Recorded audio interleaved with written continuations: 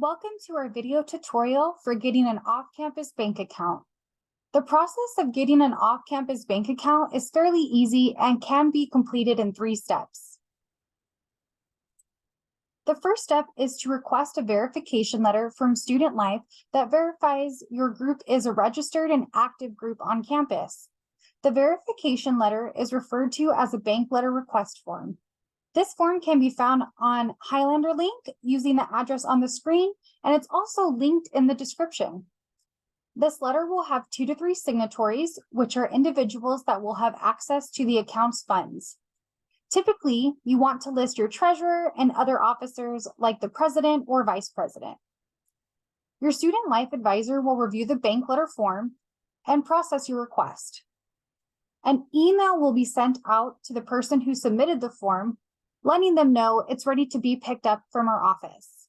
Our office is located on the 2nd floor of the hub in Hub 229. Now, in the future, if these signatories change, make sure at least one of the old signatories is present at the bank along with all the new signatories that are named on the letter.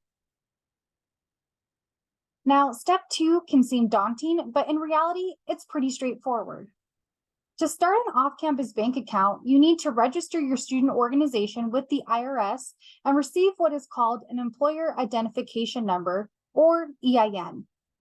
On the screen and in the description box, you will find the link to the IRS's website. On that webpage, you will see a few steps listed along with the button that reads Begin Application. When it asks you to select your type of organization, you want to select the button option which reads View Additional Types and hit Continue.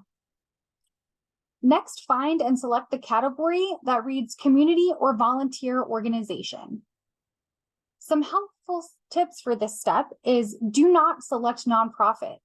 Even if you are a university chapter of a well-known charity or nonprofit organization, you want to refrain from this option. The reason for this is that it's very expensive to file as a nonprofit, as well as there's additional documents that we cannot help you with. The next tip is that it will ask you to use an address, and you're more than welcome to put our offices. If you choose this option, it will read your organization's name, 900 University Avenue, Hub 229 in Riverside, California, 92521. Now, in Student Life, we hold your mail for you and let you know when you receive something in the mail. So if the IRS sends something, you'll be notified. At the end of this process, 1 or 2 things might happen. The first option is the best. It might immediately give you a series of numbers, which is now your organization's EIN forever. Write this number down, save it, or there's even an area in your Highlander link profile where you can input this number for future officers. The second option is that you might get a page that shows an error message, and the IRS's website will provide you a phone number for you to call them. Sometimes this may be due that the school's address has been used multiple times, but you can explain that to them. It's our central office's address and everything should be fine. They might deny your request because your org may already have an EIN. In that case, they can give you that number right over the phone. So now you should have 2 things, which are your bank letter and your org's EIN. This takes us to step 3.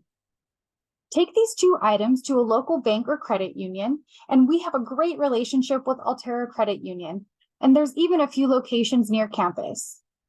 The nearest location's address is 1616 University Avenue in Riverside, California. With the 2 items you provide them, they can help you get a checking account, order checks, and even get a debit card for your account. And although this is not the focus of our video, we want to emphasize the importance of good bookkeeping.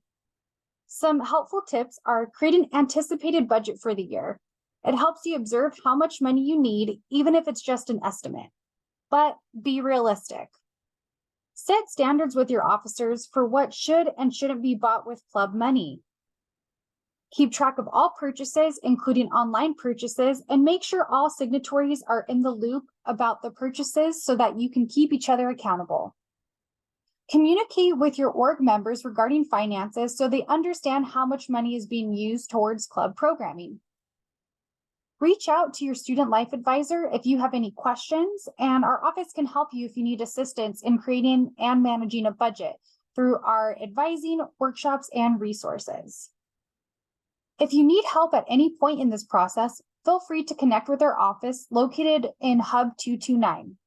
We're open Monday through Friday, 8 a.m. to 5 p.m., and we're also available to take your call and email. Thanks for watching.